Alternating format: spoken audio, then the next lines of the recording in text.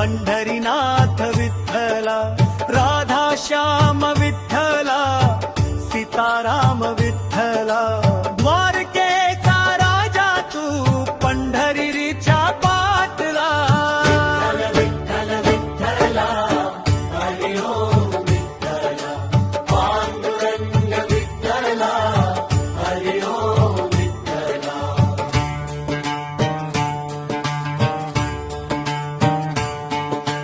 रुक्मिणीसाठी